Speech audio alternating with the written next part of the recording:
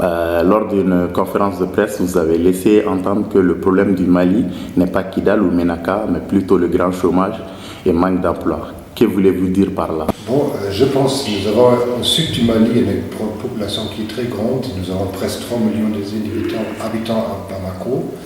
Et à Kidal, nous avons peut-être 100 000 habitants. C'est comme les quartiers de Badalabou ou de Lafiabou, ils ont plus d'habitants que Kidal. Et si je regarde les rues de Bamako, on voit évidemment qu'il y a un chômage qui est très élevé. Et le vrai problème, je pense, est de trouver un emploi pour ces jeunes Maliens, ici à Bamako, à Sikasso et dans les autres grandes villes qui sont presque affamées. Et c'est le vrai problème du Mali. Justement. Mais comment le Mali étant un des pays en voie de développement peut-il lutter contre le chômage alors que même les grandes puissances ont du mal à gérer ce problème? Bon, bien sûr, tous les pays ont des problèmes de chômage, mais quand je regarde mon pays propre, nous avons un taux de chômage qui est 5% seulement maintenant. Je pense que ça dépend tous de la formation, et surtout aussi dans une industrialisation. La base de l'économie, c'est l'industrie. La base pour les emplois, pour un grand ville comme Bamako, ne pourrait pas seulement être l'agriculture, mais ça c'est l'industrie, et pour cela, il faut une bonne formation. D'accord. Donc, que pensez-vous des regroupements des jeunes qui luttent contre le chômage au Mali? Je pense qu'ils ont tout à fait raison de s'occuper de cette question. Ça, c'est leur avenir, ça, c'est leur question. Pour eux, c'est la chose la plus importante de maintenant trouver un boulot, un travail.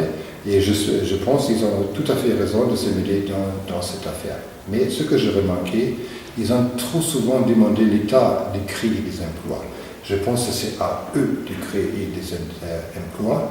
Je sais, pour cela, il faut aussi les conditions d'investissement qui sont favorables. Ça, c'est à l'État de s'améliorer. Et aussi, je pense qu'il faut ouvrir les lignes de crédit pour les jeunes entrepreneurs.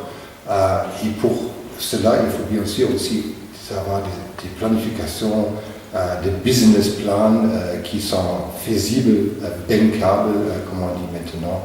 Mais ça, il ne faut pas toujours demander l'État, il faut travailler vous-même, les jeunes Maliens. D'accord.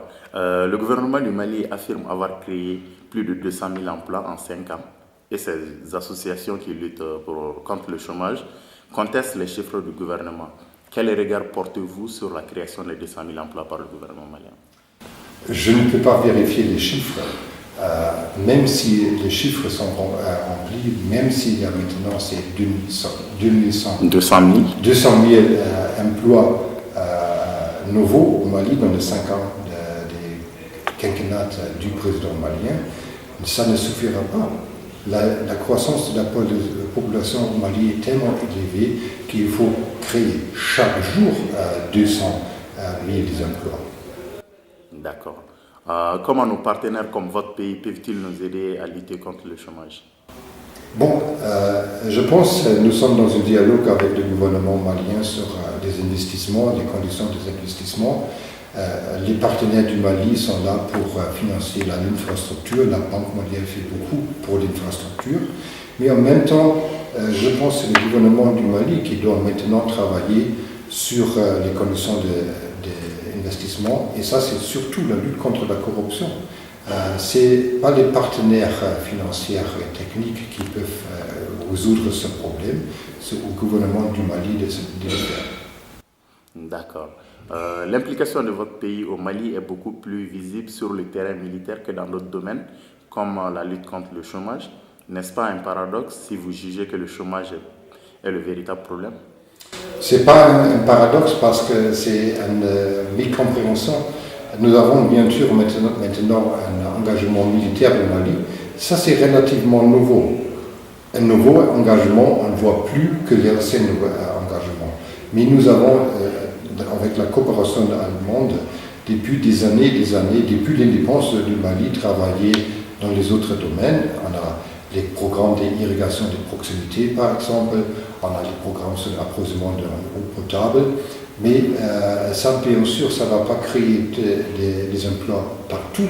Et ça, c'est pas aussi pour créer des emplois au Mali, mais ça aide l'État malien de s'occuper de ces autres questions.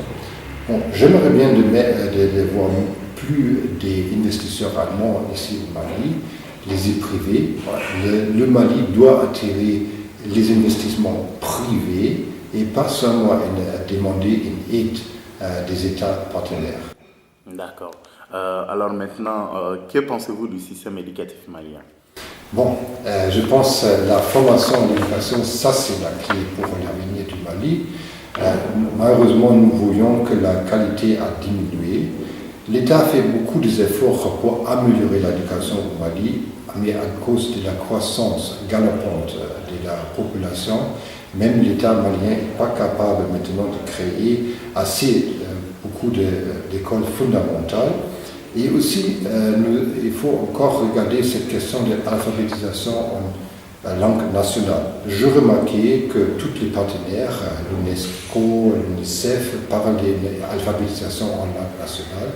Mais aujourd'hui, au Mali, c'est toujours la langue française, la langue de l'alphabétisation presque dans toutes les écoles.